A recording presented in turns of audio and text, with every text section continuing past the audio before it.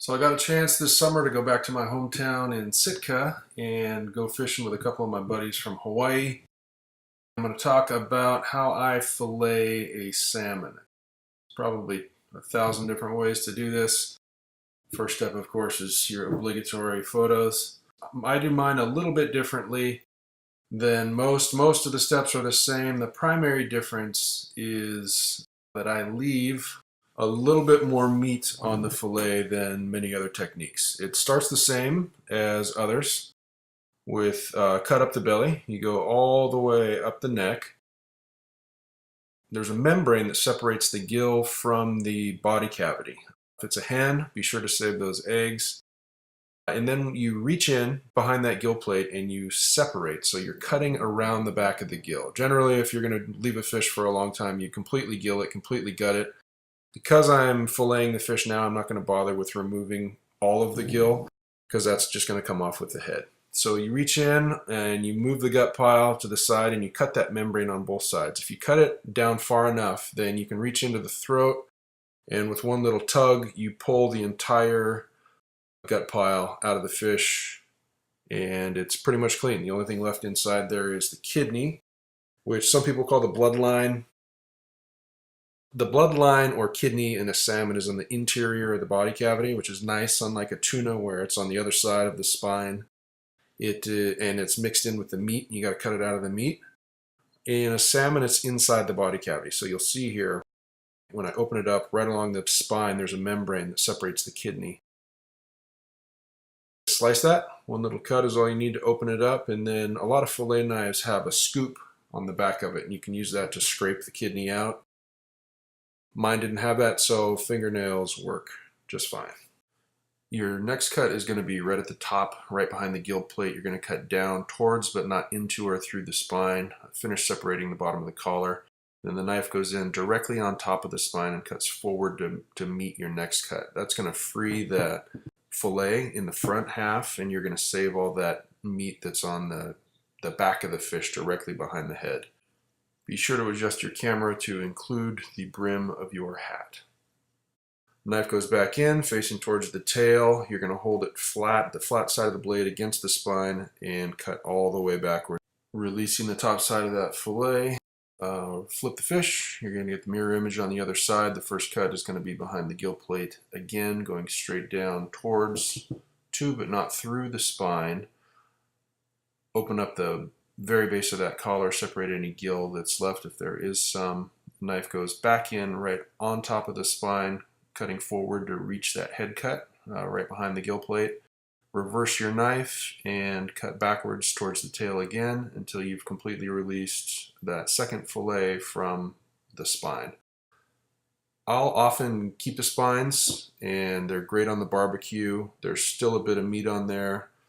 We did not do that this time.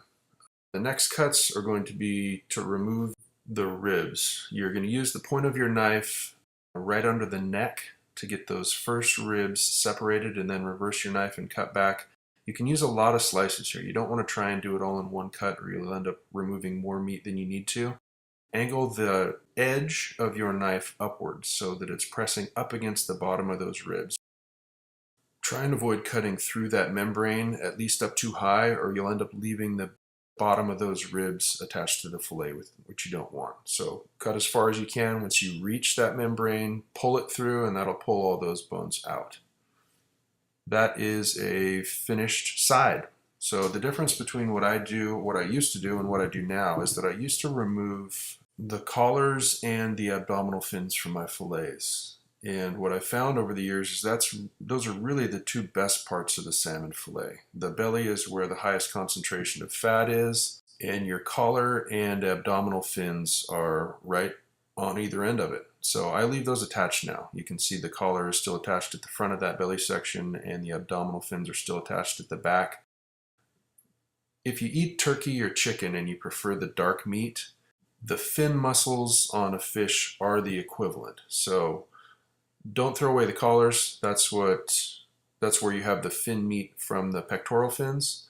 And don't cut off the abdominal fin. That's like the drumstick of a salmon. Now we'll remove the ribs from the other half of the fillet. The first little cut is important. It helps you leave a lot of meat. If you try and cut in the other direction on that first cut, you'll end up leaving more meat behind than you need to. Be sure on this is probably the most difficult cut when you're filleting a salmon. Be sure to keep your edge tilted up towards the ribs and the membrane. I'll rest my hand so that I can feel where the edge of the meat is. On this one, this is a good example of what not to do. I didn't cut quite far enough down, right up near the collar, and that's why that meat tore and you can see the skin. Try and not do that. This was my first salmon, my first filleted salmon of 2018, so I butchered it a little bit. Sorry, salmon. Next, portioning. I will cut the whole belly section off and trim that into 2 pieces. If it's a real big fish, I might do 3 pieces. And then the top part, that goes into 3. All those pin bones that are going to be in your fillet are in the front 2 sections. The neck right behind the head and the center cut. The tail section will be bone free, and the collar, belly, and abdominal belly will also be free of pin bones. Here we'll speed it up a bit and you can watch us fillet the rest of the fish. Andy is good enough to gut and gill the rest of the salmon so that I can concentrate on just filleting. A little bit about portioning. You want to cut your fillets so that you have thick pieces and thin pieces. You don't want to have a section where you've got one thick side and one thin side, because it'll be very difficult to cook it evenly. Your thin section will be overcooked before the thick section is finished. So depending on the size of the salmon, this is typically how I portion them. You've got the thick cuts across the back. The first 2 will contain all the pin bones, and then the tail section will be bone free, and then the belly sections. And on a big king salmon, I might make 3 or even 4 pieces of the belly, and 5, maybe even 6 pieces along the top if it's a 40+ pound king salmon, just to make those sizes manageable. And I will generally portion them same day that I catch them, so that I don't have to mess up my kitchen when I get home. Keep all the scales and blood at the cleaning station, and that way it's ready when I get them home to either be sealed to go into the freezer or to go into the brine and be smoked.